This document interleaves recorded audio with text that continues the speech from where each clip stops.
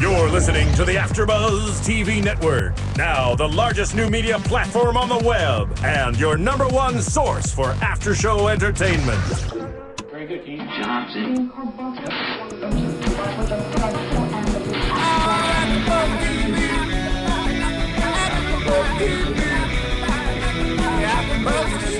the AFTERBUZZ Studios in Los Angeles, California, presented by Maria Menounos and Bing.com, and streaming live thanks to Akamai Technologies, this is AFTERBUZZ TV's Glee After Show. We'll break down tonight's episode and get you all the latest news and gossip. If you'd like to buzz in on tonight's show, you can buzz us at 424-256-1729. That's 424-256-1729. And now, another post-game wrap-up show for your favorite TV show. It's AFTERBUZZ TV's Glee After Show. Hello, Glee. What's up, everybody out there? I am Roxy Striar, and you can see I am not with Sarah Mendoza. I am not with Mia Smith, but I am with the wonderful, the fabulous Sky, no coincidence, Striar. This is my little sister. So we're very similar in many ways, but she's a little more camera shy, so we're going to try to bring her out tonight and have her talk about this show, which is one of her favorites, correct? Love it. Okay, so hopefully that will be a good place to start. We, of course, have Paul Arrow helping us out over here. Thank you, Paul, as always. And let's get right into it and talk about this episode, which I thought was incredible. I'm assuming the little short head nod means yes, you agree? Yeah, I thought it was awesome. So I really enjoyed the music tonight, and we're going to break it down like we usually do. So let's jump right in talking about David Karofsky and the incident that happened there. So we're starting on a low note, and we'll end up with the wedding and reach a higher note, but we got to get the drama out of the way first. So this was a really sad part of the episode, and we see last week that Karofsky goes to Breadsticks, of course, because is there another restaurant in the Glee world? No. And he goes to Breadsticks, and he tells Kurt that he wants to be with him, and that he likes him, or loves him. Actually, I think the words were, I think I love you. And Kurt rejects him kindly, and we see that Karofsky bumps into his friend Nick on the way out the door, and Nick kind of sees what just happened, and then later on in the locker room, Nick writes fag really big over Karofsky's locker and tells everybody that Karofsky's gay. So, Nick, complete asshole. Total bitch. Total dick. And Karofsky goes home, and in this devastating scene, we see flashes of Karofsky taking out his belt, and what else did he do? At first, I thought he was going to kill himself when he took out the belt. But then he used it to get all dressed up, and I thought something else was going to happen, and then he got another belt. He wanted to look okay. You know, it's like when you put somebody, when somebody dies and you have to change them and dress them, you want them to look nice. So I don't think he wanted to be found in pajamas and underwear. So that was devastating to me. I thought that was a really sad moment. But we see him doing this, and at the same time, we see Blaine singing the Young the Giant song, Cough Syrup, which is an incredible song, and it's something that really hit home for me. And watching these two clips back and forth, I thought that Glee did a really beautiful job having us feel the mood of what was going on here. Yeah. No, I thought it was awesome, and I liked that Blaine and Kurt were both in the scene, too, while we were seeing what was happening with Karofsky. Exactly. And they have been a big part of Karofsky, especially Kurt, have been a big part of his life. And I think that it was important to see that many individuals, a group of people can affect one individual. An individual can affect an individual. You never know what's going to be the factor of what makes or breaks somebody's day or their life, for that matter. And just knowing all the little things that added up to what happened with Karofsky, and we see that his attempt at suicide was a failed attempt because his father ends up finding him. Thank gosh for us viewers, because I'm really starting to like this character. I love him. You do? I think he's so sweet. I don't know. It's strange how much he transformed as a character, because he started out as a total asshole, which is what Nick now is. And I think it's strange because I don't see, he's saying he loves Kurt, but I don't see when he possibly had the time to fall in love with Kurt. Right, well, they met each other at the bar that one night. They saw each other, and he's saying that's when he fell in love and knew. But I know what you mean. I just think that he feels comfortable with Kurt because he knows that Kurt feels similar emotions that he does, being one of the only other gay males in Lima. So I think he's confusing that feeling of comfort for love, which is understandable. But unfortunately, Kurt is with Blaine. Well, fortunately, because we love Blaine. We love Blaine. And Blaine's such an understanding, great guy. And Kurt is also. But what happens is Karofsky ends up calling Kurt. But after he told Kurt he has feelings for him, Kurt obviously feels awkward. So Kurt's rejecting the calls and not calling him back. And it just got me really thinking, you never know why somebody's calling. You never know what picking up somebody's phone call can do, or what just going the extra effort to help somebody else, really how that can affect somebody's life. So I think that is a really strong point, and they really made that very clear here. And then in the end, we see the scene with Karofsky and Kurt goes to see him at the hospital. I love that scene. That scene almost made me not want Blaine and Kurt together and want Karofsky and Kurt together. Just because when they were holding hands and everything, it was so cute. Really, to me, it was such a friend scene.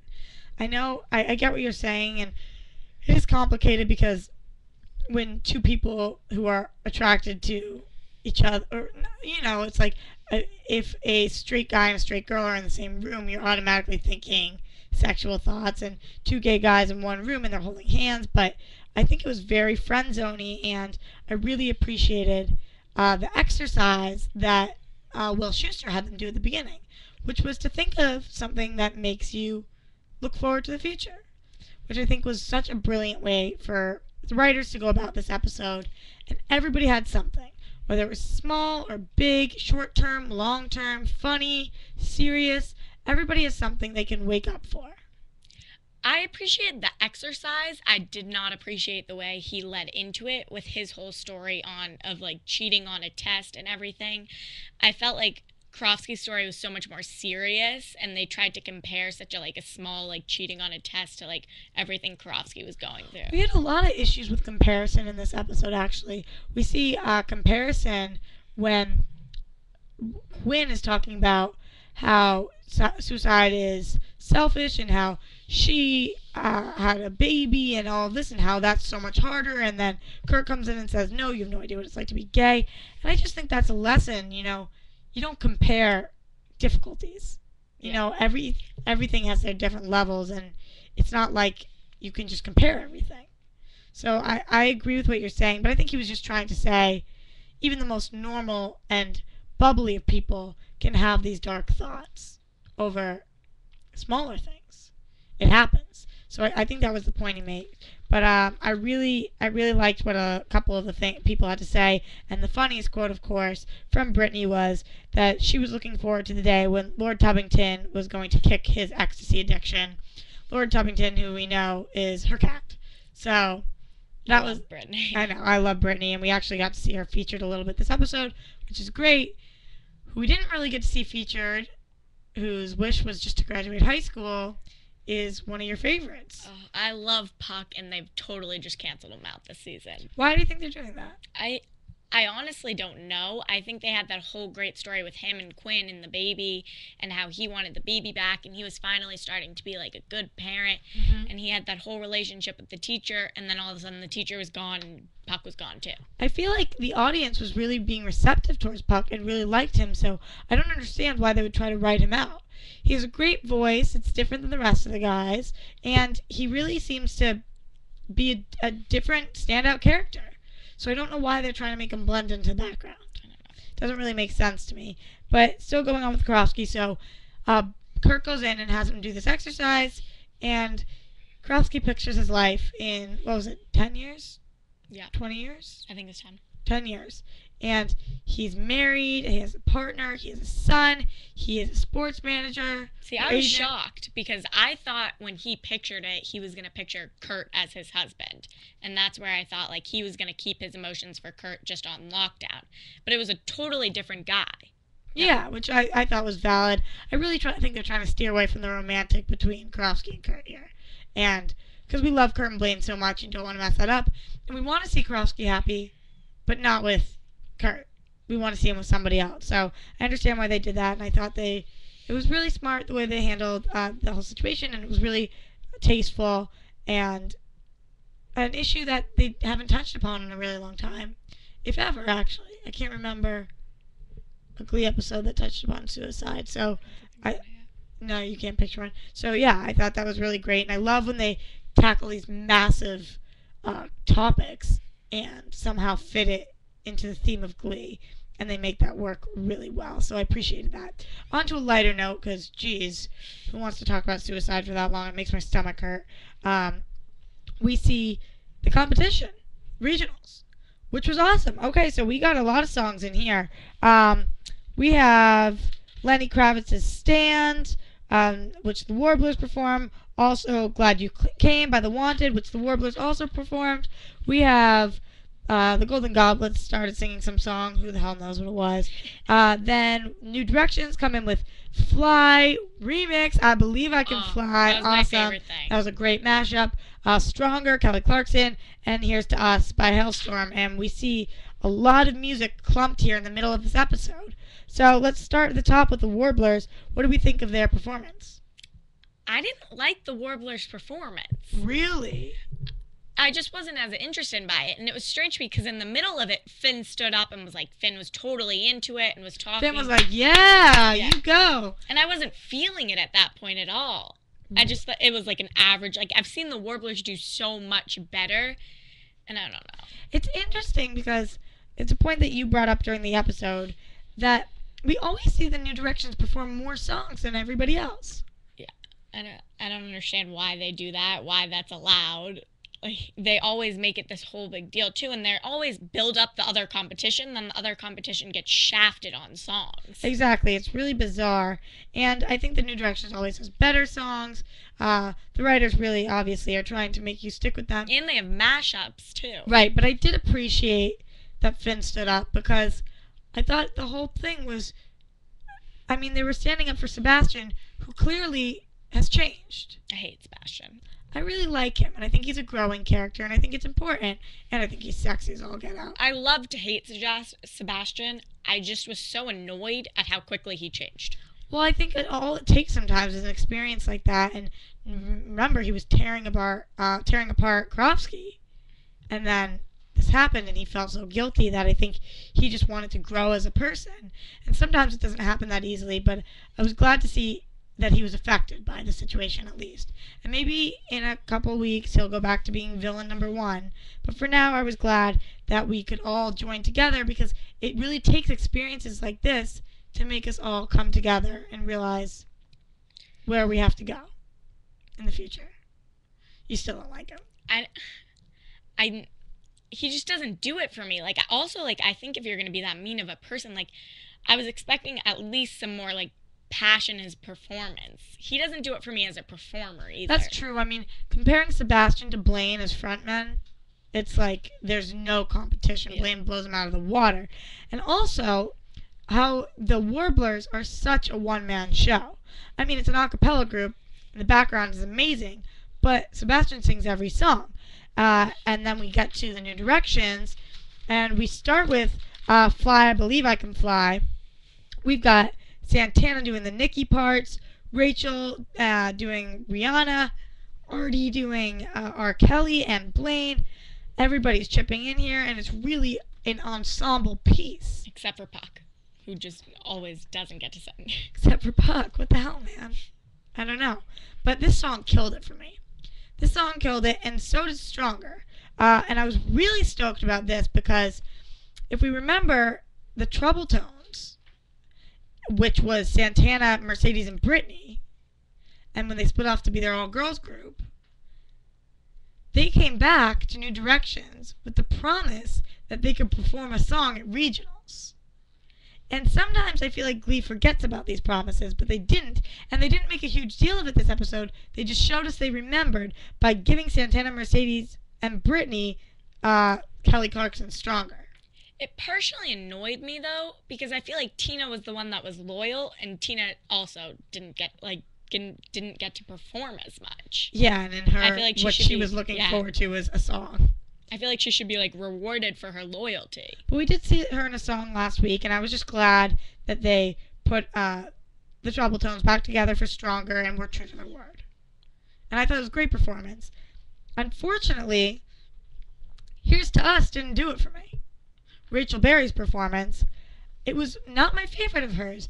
And the best part of it was the audience, which was making it more believable. Her dads were so into it. Everybody was standing and cheering, and she was singing it to her boyfriend, her love, her fiance, and she was into it. And I mean, everybody else was into it, except for her, I felt like. Yeah. I've seen her do so much better. And I think they could have picked a better song here. And if they were going to choose Here's to Us and have Rachel do a solo, they should have sandwiched it between Fly and Stronger. Because it was the weakest of the three. So much was riding on her solo, too. There was a whole ordeal if she was going to be able to perform or not. And they built it up to the point where she was even cocky. She was like, oh, we're going to win. Like, I'm performing. Right. That was funny with the pictures of Finn. Yeah. With, like, she was like, oh, that's not Finn. And his penis isn't that dark. And it was just a really humorous moment. And I enjoyed that.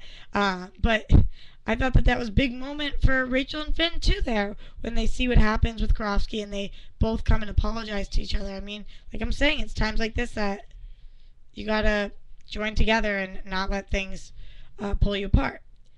But unfortunately, after we hear Here's to Us, we've got 15 minutes left of the episode and not one more song. I hate when Glee does this. They tried to work in a song at the wedding, but it wasn't that, like, I thought that was going to break into all of them singing, and then they just kind of played, like, a little bit of... It didn't, though, exactly, and I know they have to work on their storyline, but Glee to us is music, and I want songs, and just because you have a competition show, there should be more songs, not less songs. I mean, we had the 3 songs the New Directions did, the 2 songs that the Warblers did, and then the 1 song Blaine did at the top. So that was 6 songs, which is an average episode. But tonight was a competition. Yeah. I want to see more. And don't bring the Golden Goblets on just so that we can see that there are 3 teams in regionals. I mean, have them sing a song. Let's hear some more talent. I didn't appreciate that at all. They always bring on this third group that's a joke, and then everyone's like, wow, they were better than they thought. Oh, my God, competition. But then they always end up in third, and they're stoked about being third place. It's like, honey, you're third of third. Yeah. Why are you so excited? They were jumping up and down. They were thrilled. I was like, what are you doing? I know. I thought that was weird. Okay, but so that ended the competition, which brought us to the wedding. Yikes. So... what do you think, in general, about Rachel and Finn getting married? I love Rachel and Finn as a couple. I was so happy when Glee finally stopped just messing with them and just let them be. I think it's absurd that they're getting married, though, because Rachel is the Rachel show. She can say she loves Finn, everything, and I believe it, but she's the Rachel show. She's going to Broadway. She's doing her thing, and expecting Finn to just come with her isn't really fair, and I don't think he's going to be able to put up with it. Right, I agree with that, but he seems to be thus far. So why is he putting up with her? Just because he loves her so much? Because I think Finn underestimates himself, and I think we saw that last episode too. He was talking to Kurt, and Kurt was telling him he can do so much more, and Finn finally started to think about all his possibilities, and I think he was like a little bit less edging to going to New York with Rachel. It's weird to me, in my opinion, because, of course, in my opinion, who else do I have? So we see that Finn and Rachel are it's so urgent that they get married. They gotta get married. They gotta get married. It's almost like they're scared that if they wait too long, they're not going to do it. I think Rachel thinks she's going to back out of it. I think Finn is truly so excited about the idea of being exactly. married It's like if you're truly in love, what's wrong with waiting? What's wrong with waiting until you're in college, out of college, older, or even until May, like you originally were saying? I mean, why do they have to do all of this today, right now, on the spot? I think Rachel is 100% afraid she just wants to go to Broadway and do her own thing, and she doesn't want to leave Finn behind. And I think that even when she thought she wasn't going to get into NYADA is when she finally accepted this whole idea of marrying Finn. And it was strange because it almost seemed like she was like, oh, well, I can't do this whole like Broadway thing. I might as well marry Finn. Right. What do you think about her in NYADA, by the way? I haven't gotten your opinion. Do you think she's going to get in? I think that either her or Kurt will get in. I don't think they're both going. Yikes. That's going to be some drama. Okay, but so during the wedding, we see everybody's supposed to be there, but Quinn's not there. She went home to get her bridesmaid's dress. And then comes the big moment of the episode, the cliffhanger. And by the way, we are not back here until April 10th. Oh my God, what am I going to do? We see the big cliffhanger. Yeah. I mean, all of a sudden, she's damn that texting and driving. I will never do that. Sometimes I get caught doing it. Sky really yells at me. I really don't mean to. It's really bad. Ugh, never again. Tisk, tisk.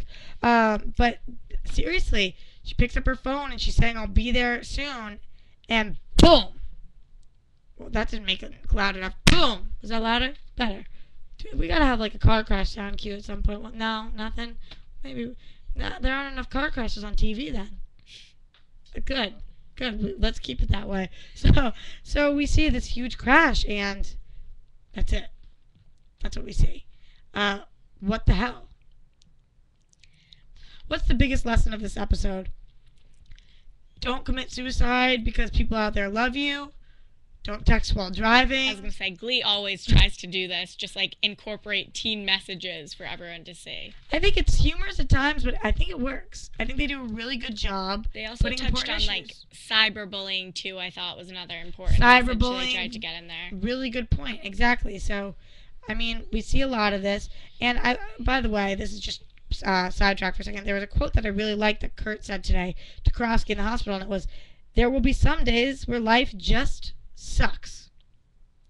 And for this episode of Glee, that held true. I mean, not with them winning the competition, but sometimes you wake up and your day just sucks. And there's not much you can do about it. And you hope there is, but sometimes there's nothing you can do. And I thought that was a really, yep, that's true. That's how.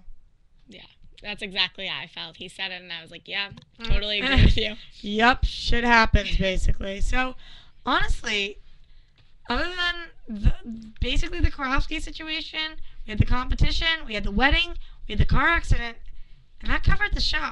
I was excited that Quinn accepted the wedding. Yeah, I was excited about that too. Yeah, we had that whole situation we haven't even talked about. Sue's pregnant, and now Quinn is supposed to be Cheerios again, but we don't know with this car accident. Well, that made me angry because she quit the Cheerios. She didn't want to be a Cheerio. So why in her senior year was she all of a sudden like, I really want to be a Cheerio? I don't know. She's changed. She's growing, and I think that was okay. But my bigger question is, who's the father of Sue's baby? Why won't she tell us? Did she, like, steal somebody's sperm? Because we kind of saw hints of that last episode. I would not be surprised. I would not put that past Sue. But now she wants to help Will with everything, so... I never trust her. I know. That's what we talk about on the show. She just cycles and cycles. Evil villain, nice woman. Evil villain, nice woman. But honestly, I think we pretty much covered it. We unfortunately have no news and gossip for the night, but we do have predictions. So let's cut to a commercial, and we can come back and we can talk about our predictions for April 10th. I will repeat it like 8 more times. Oh my God, why is it so far? So commercial, and we will see you back here for some predictions. AfterBuzz TV. Hi, I was once like you, a lazy, angry loner whose only joy was watching TV and surfing the net. And, like you, after I'd see one of my favorite TV shows, I'd be so excited and have so many questions that I'd actually have to talk to my douchebag coworkers about it at the water cooler. Then I discovered AfterBuzzTV.com. AfterBuzz TV produces after-show webcasts and podcasts for TV series of all kinds, like post-game wrap-up shows for all your favorite TV shows. AfterBuzz TV hosts are industry insiders who break down episodes of shows, take calls from fans, and interview cast and crew from each series, with over 60 different after shows, from Boardwalk Empire to American Idol to Vampire Diaries to Real Housewives, and more. Now, after a night of TV, I can ignore my stupid coworkers, who I hate, and go straight to my desk and watch or listen to all my favorite AfterBuzz TV after shows, and have all the TV fan interaction I need. Thank you, AfterBuzz TV. AfterBuzz TV. What do you want to buzz about? Awesome. Let's just jump over into predictions. Woo. How do you like our sound bites, by the way? Love them. You like them? They're freaking weird, right? We got some like Barry Manilow and then some Twilight. They make me jump every time I hear them. We've got a million of them too. They always keep me on my toes. So honestly, it's gonna be hard to predict. Let's try to go through situation and character by character. Rachel and Finn. Are they gonna go through this wedding? Are they gonna find out that Quinn's in the accident? What's gonna happen? Well, I think first they're going to find out Quinn's in the accident. Second, I think they have a whole bunch of things going at them, which is Rachel, if she really wants to do it, and the parents, who all of a sudden now are very, very against the whole idea of their marriage. They are really, really funny. We've got Jeff Goldblum and Brian Stokes, and these actors are incredible as Rachel Berry's parents. Killing it. So funny, especially Jeff Goldblum. And he just sits there and was going off on this Barbra Streisand whole plan that he had. So funny. So funny. But yeah, I don't know. They've got a lot of stuff coming at them, so maybe the wedding will be postponed. I love also how much Kurt's dad loves Finn and is so into, like, we need to stop Finn from doing this. It's going to ruin his whole future and everything. When in reality, like, he's the one that's most worked up about it, but he isn't related to Finn at all. Right. Right, I agree. And that's interesting, especially because it's a fairly new dynamic between Bert and Finn. So it's interesting and glad to see that he has such strong feelings towards his stepson. Okay, what about Quinn? Is she going to be okay?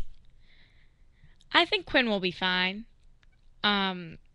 Just because I think, like, now, like, she's gotten her whole Cheerios costume, everything like that. Like, I don't think they're just going to take So they're her not off. setting us up for failure. Because of the Cheerios costume, we know. No, I think that was a big deal. She will make it. No, I kind of agree with you. I don't think they would set us up for that big of a letdown. Are we going to see any more Puck? I hope so. I hope they do something with either, like, Quinn's in the accident and Puck realizes he loves her. Something along those lines. Yeah, I don't know. I need a love story for him. I need Shane and Mercedes to... Not Shane, oh my god. Trouty Mouth and Mercedes to get back together. Oh, I totally disagree. Oh. We didn't even talk about that. Just because... You don't like Trouty Mouth? Oh, I love Trouty Mouth. I feel like... Sam, my Trouty Mouth. They forced me into this relationship so quickly. They did. It is true, but I'm into it. I'm diving right in. The only thing they did to kind of get me on board was that whole Summer Lovin' like song, which I enjoyed and kind of made me feel more for the relationship. But I'm just not feeling it. I'm not feeling that Mercedes would ever reject Sam in any way. That's true. And I don't I just don't like Maybe she would. them as She's a got couple. a lot of woman power. How are we feeling about new dreadlocks and where is he going? We don't know yet. I love him. I think that they I realized. think he's hot. Yeah, I think they realized Rory was just like a joke of a character. No, they don't. Honestly, the creators love him. I hate him. They The haven't writers, given him a everybody single loves him. story. They started to give him a story with Artie and whoever Sugar. that girl, Sugar, and Artie got the girl, and he was just out again. Sugar's got some great one-liners. She's kind of taking Britney's one-liner place. Yeah, She's funny. I was happy to see Brittany again in this episode. I know. I love her, and she's such an incredible dancer. Okay, so any more predictions from you? It's hard because it's so far away, and this was such an epic episode. It was unreal. No more predictions? Can't really think of anything. Me neither. Okay, where can we find you if we would like to find you on Twitter? At Sky Striar. And I'm at Roxy Striar. And this very well might be the last show we do together. I hope not. Hopefully you'll come in. And I know it looks like she's blushing, but really she got burnt today in the sun, so she's less awkward than she looks. I'm just kidding. You're so beautiful, my little sister. So goodbye, Gleeks. We love you, and tweet at us. Let us know what's going on. We got a really long hiatus here, so please tweet at me. Send me any information you have. I love when you guys send me articles, whatever it is, any news you figure out, even if it's just rumors. Hit me up. I will respond to you, and I will send you back what I know. So we will see you back here April 10th in the studio. Until then, Gleeks out.